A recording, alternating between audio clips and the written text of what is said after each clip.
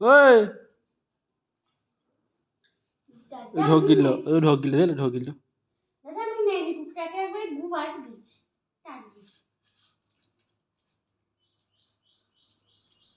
এই এক থালা হাতান হাতান হাতান আর জলান আবার চান অনেক চান হবে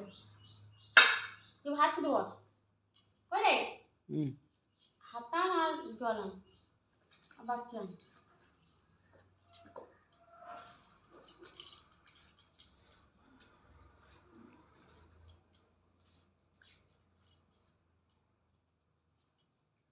সুজুকি উল্টে কি সুন্দর হয়েছে বল